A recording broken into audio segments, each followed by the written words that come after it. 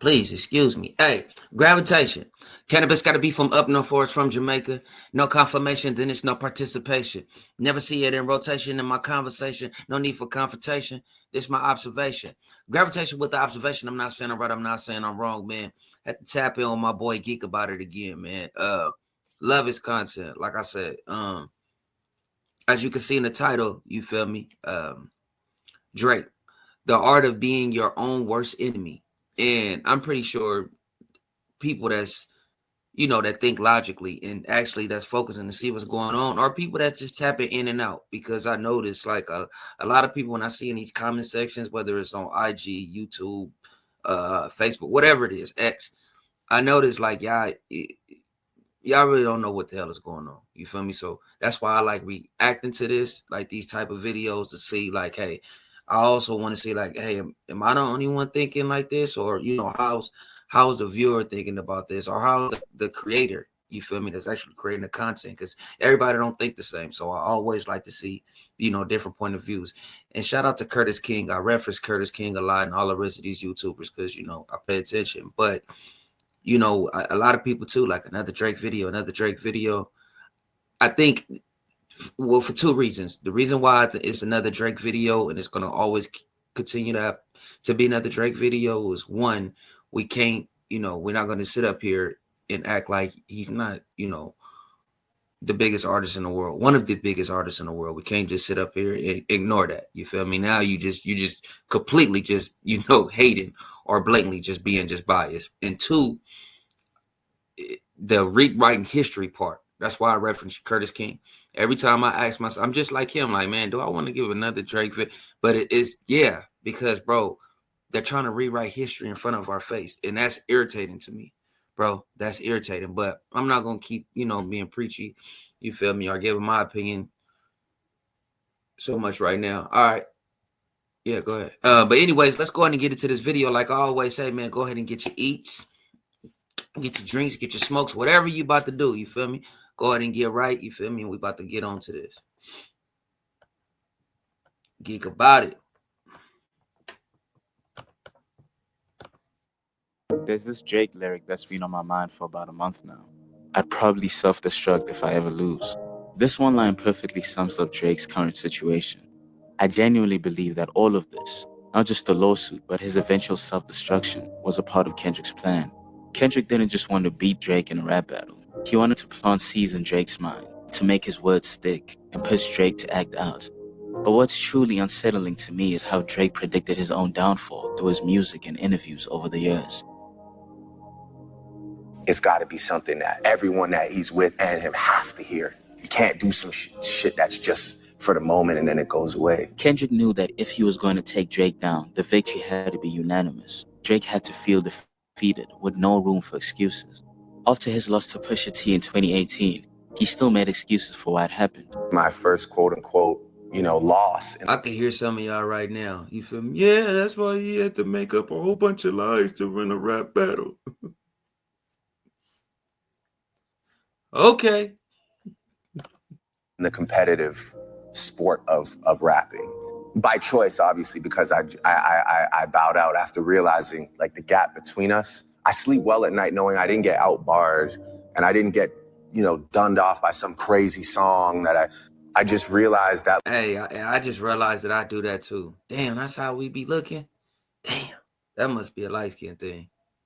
I just realized, yeah, you looking all over the place. I just like, to me, you don't seem confident, in my opinion. You feel me? Not to be judgment, but it just don't seem like, that swaggy Drake, like, you feel me? Just didn't seem confident. You looking all like, I didn't get out barred. I didn't like you, like searching instead of just saying like, man, I didn't get out, I don't know. That's just me, but maybe I might be overthinking or overanalyzing, but yeah, you could just tell it's that aura is not, and this is 2018, mind you, this Scorpion Drake, you feel me? I think even then that beef was still kind of with the Pusha T situation, like still kind of touched the nerve a little bit. You know what I'm saying? Because he got back right on top. You feel me? Well, in my feelings, but I think it still was touching the nerve a little bit. Like, nobody cares about this guy. Now, when you mention defenseless people who are sick in the hospital that passed away, that really sent me to a place where, I just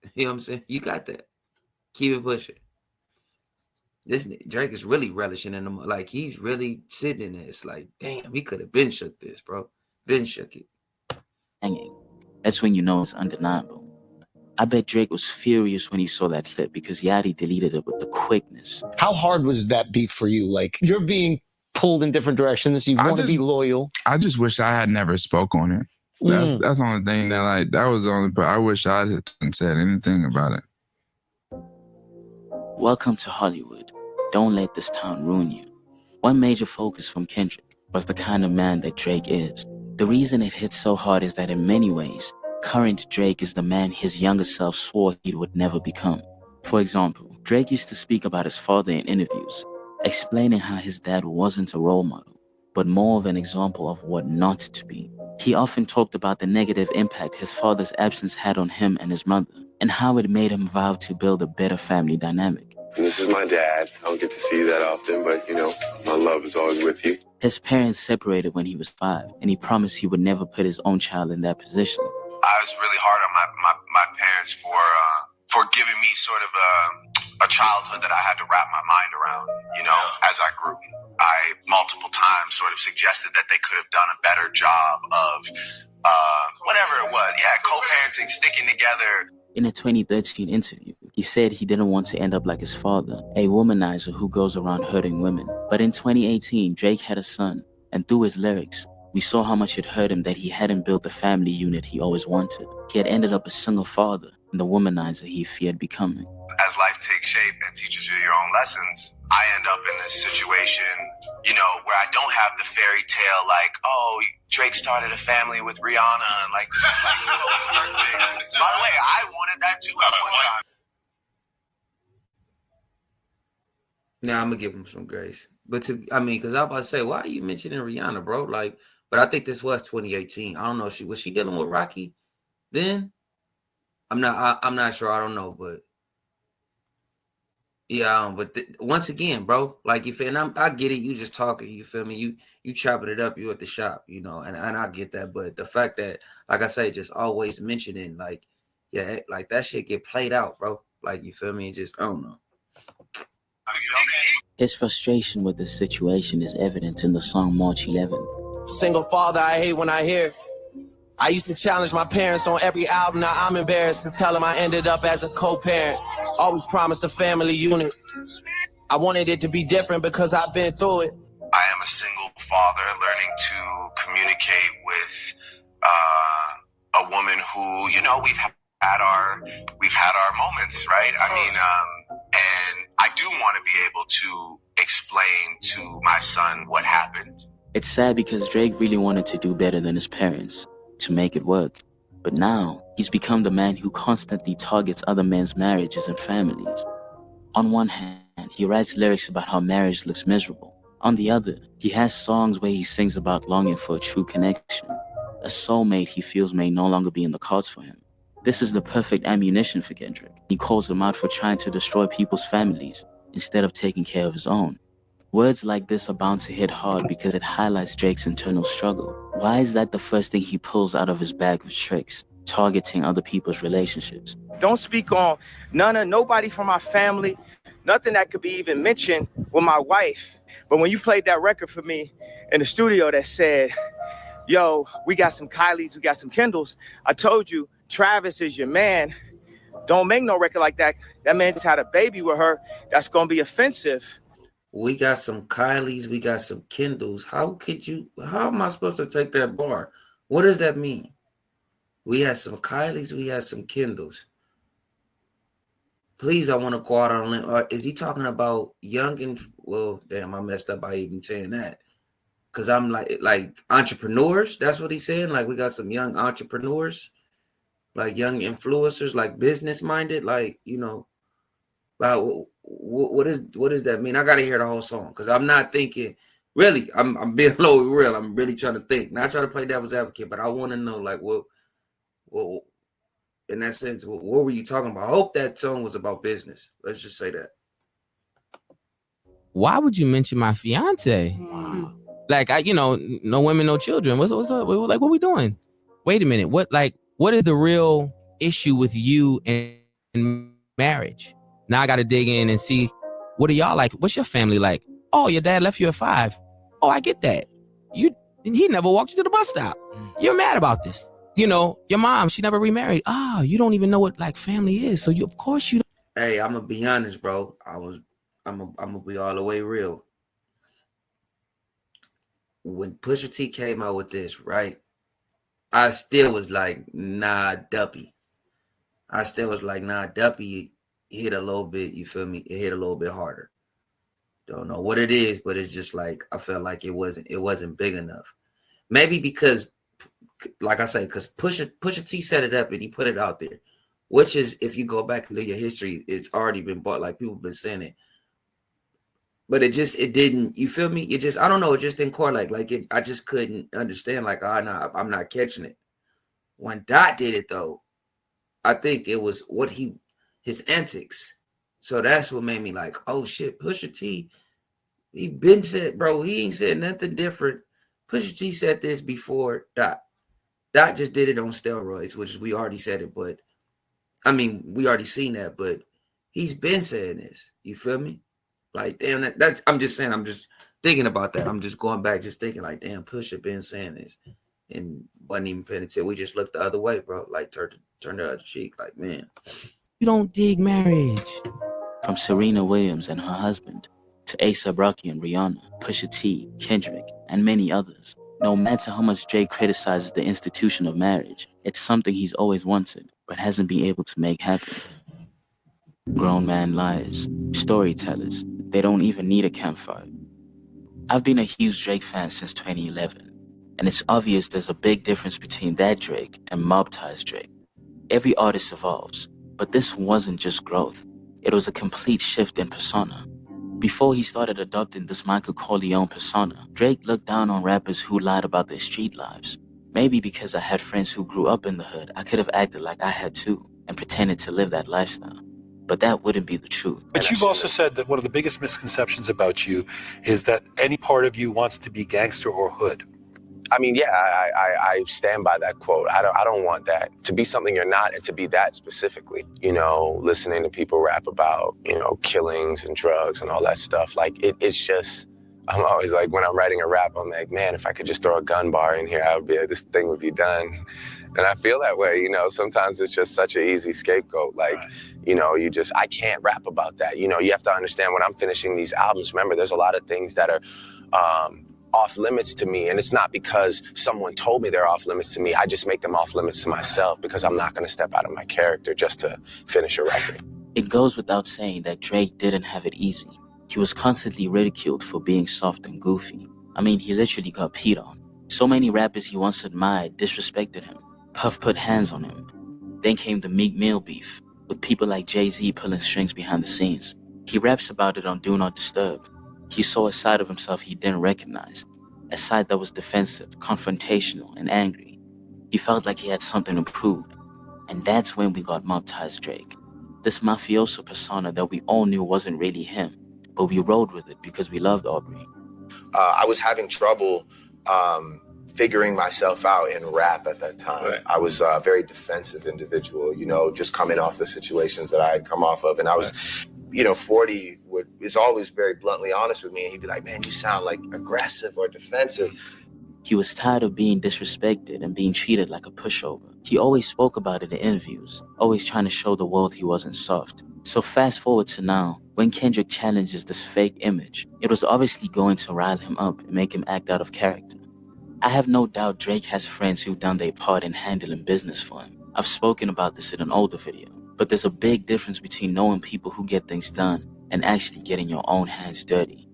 And when someone calls you out and you know deep down you don't have the proof to back up your tough talk, it is going to eat at you. Ooh, good one. Another good one. I rock with that, bro. I rock with that. Shout out Geek about it, man. He be doing this Doug Thizzle. You feel me?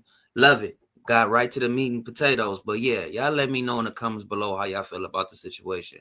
I mean, yeah, I really don't have, you know, no disputes or what, you know, what the video, you know, pretty much was explaining. But yeah, you did see that transformation. Like, yeah, that came out of nowhere, especially being around who he was around. But I feel like you didn't even really have to do that. In my opinion, you didn't. But it just kept it on wax. But Gravity, let me know below.